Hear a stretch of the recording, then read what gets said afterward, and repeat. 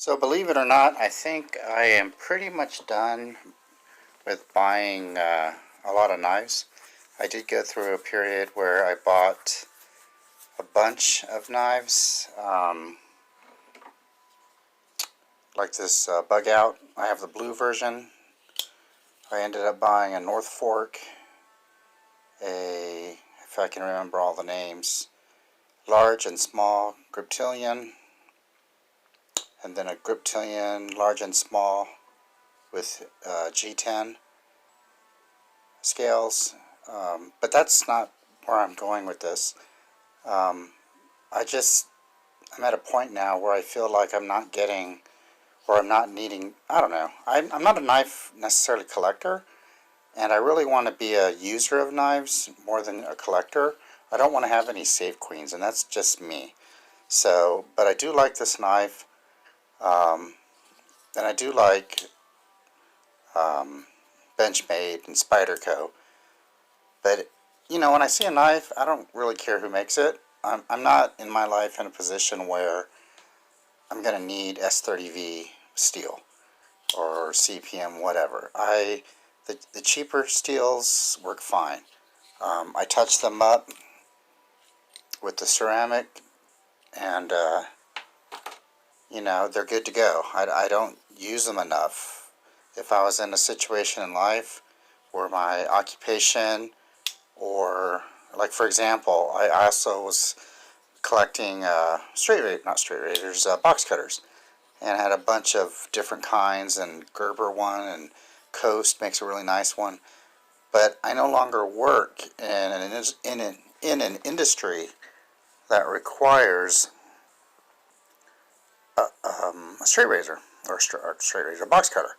So I have given them all out. I kept the very best ones that I liked, and my son just got a job at a grocery store, and I'm going to give them to him because, again, I want to use my knives. If I meet somebody in my life that really values knives, which I have done, my son-in-law, I gave him a mini Barrage and a North Fork Benchmade because I knew he loved knives, and he really loves the steel. He doesn't like sharpening or honing, and so those are working for him. My career life now is working from home on a laptop. So if it's not paper, plastic, or my hair, I'm generally not using knives. In fact, the reason why I started rethinking my view on knives is because of this knife, which is the Ozark Trail model 8607 pound, which is a fixed blade knife for the 2020 season, holiday season at Walmart, $4.87. I've done videos about it. I ended up wrapping this one in duct tape just to make it more comfortable because I use this knife to baton. I'm working on a wood project outside, and I use this knife now for almost everything that I need a knife for. And like I said, I touch it up with the ceramic rods, and I'm good to go. So this knife is kind of the catalyst for me really thinking about my knives. And yeah, I want to use this thing till it is beat up without necessarily abusing it. And so this is my neck knife, and I've done many comments on videos about it, so I won't get into it too much. But I was clearing out my closet because I guess I'm a knife enthusiast. I'm not necessarily like a high-end collector or anything fancy. They're all just thrown in the closet, and I know they're in there, but well, now they're more organized. But long story short, I don't keep them in a knife roll. None of my knives are Save Queens. That's why you see, like, my Spyderco Efficient was painted orange with nail polish, because I wanted to do that. It's the blade that does the job primarily. So what I do to the handle is just what I do. In fact, though, I have found that matte black works really well if you want to paint something, in my opinion, like the $5 Ozark Trail that I'm still painting. I'm going to put a couple more coats on. It lasts. It's durable. It doesn't chip. It doesn't flake. So I'm working on that.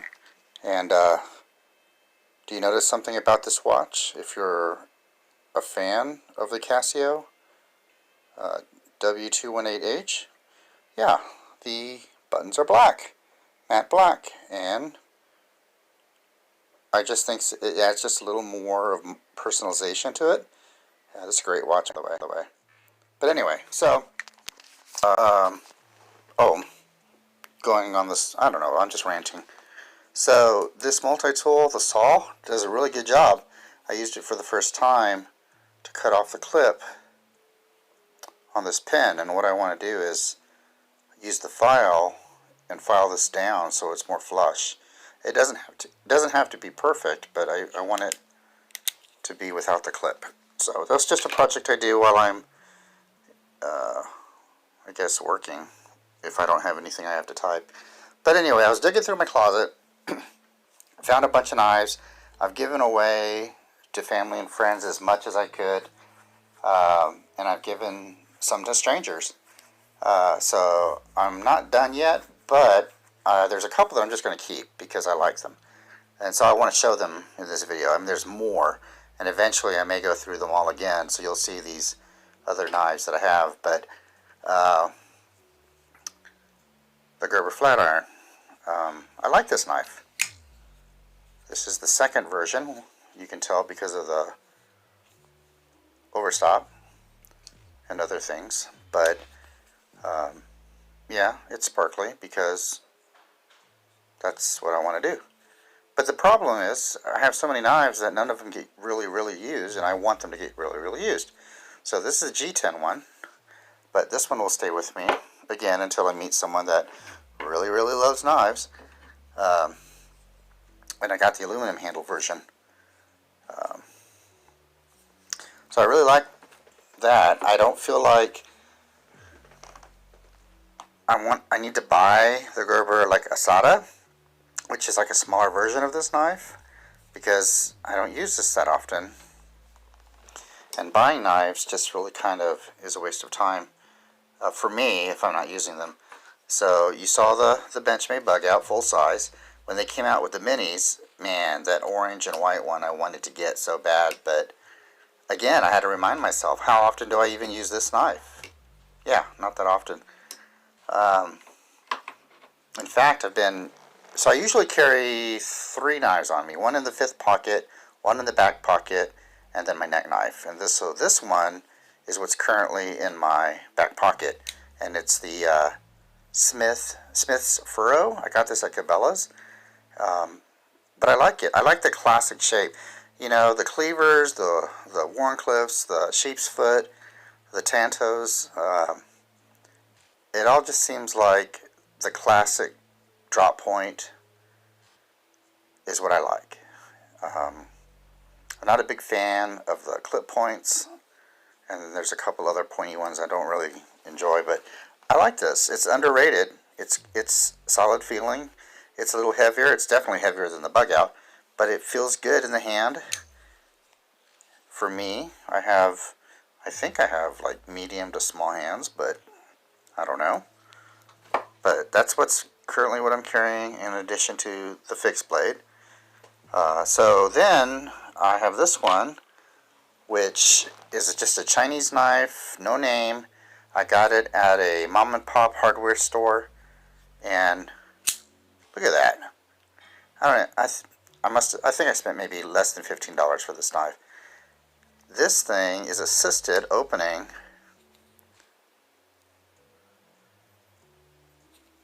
And it just whips out. I mean, I have no idea who makes this knife. There's no branding on it. But I'm keeping it because of its simplicity. I have another Chinese knife I got from the same hardware store, and it's a lockback. And I did paint the handles white, and I'll show that in some video sometime. But I really like this knife. It's just simple. And I think that's where I'm going, is just simple when it comes to things in life. And the last knife I want to show for this video is this Kershaw. And I got it at Cabela's. I cannot recall the name right now, because again, I'm not like this knowledgeable. I mean, I'm barely understanding steels. So, you know, I know that a softer steel is perfect for me because I'm not a big sharpener and they're easy to sharpen. But I got this primarily for the size of the blade. This Kershaw, I'm not sure the name of it. I do like the clip. I wish it was a... Well, I actually don't wish. It's a nice clip. It's fine. But anyway, I like it. I got it just for the size. And I'll probably keep it just for the size. That's supposed to be glow-in-the-dark paracord, but I don't know. So anyway, those are the knives I just want to show you. I do have some other videos that I'm probably going to make. I am rounding up my favorite fixed blades. Mora's, what do I have just looking over? Of course, this knife. And then I have, right now, just looking at my knives, a Mora Basic that I really like. But, anyway, so I'm not a knife reviewer. I primarily make these videos for my future, for my grandkids to see in the future if they want. But it's more of just a hobby. I'm glad I don't make money on YouTube. I'm glad I don't want your money. Don't take this the wrong way, but like, share, hate, whatever, not a big thing for me. It's more for me, and it's kind of a pain. I'm not a professional YouTuber and don't really have a desire to be, but I find it fun. I've been on YouTube since its inception. So, what, 14 years maybe? I have to look it up. But yeah. So I really got into that phase where I just really love knives, and I still watch like Blade HQ and what's another one? Dutch Bushcraft Brothers. I really like those channels.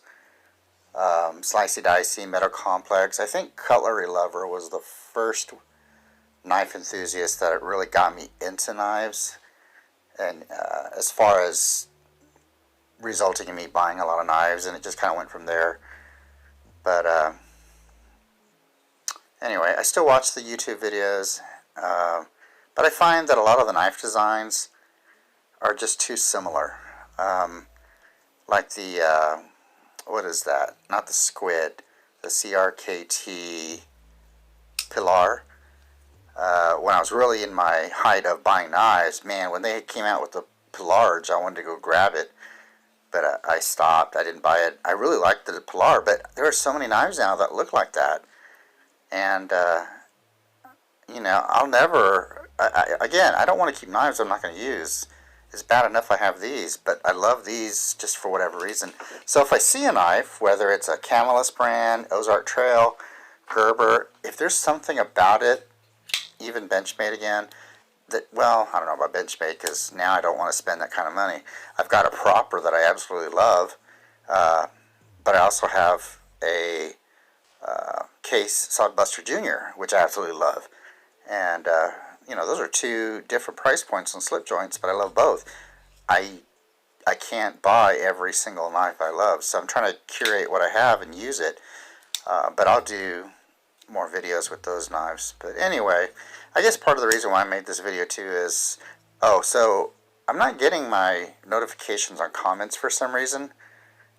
There's a bunch of comments that I found that people had replied to videos in the past that I never knew about had I not browsed through my videos.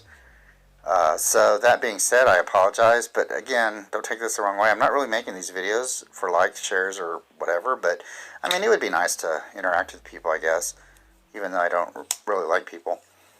But, you know, this person said, when I was showing the ball bearing Ozark Trail 86 or 80, yeah, 8604 pound flipper, to get a real knife. And, you know, it didn't bother me so much, but it kind of inspired me to make this because, I mean, what do you consider a real knife?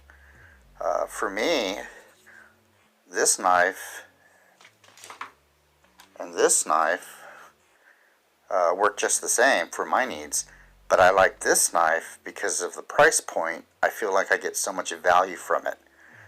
And, I mean, I don't care if I scratch up and beat up this knife either. Like I said, no safe queens.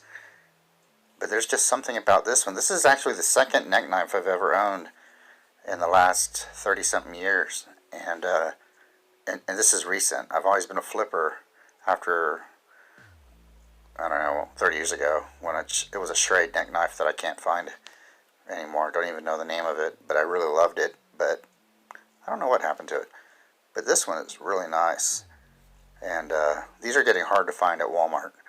So anyway, I just, you know, that's the nice thing about not making money on YouTube.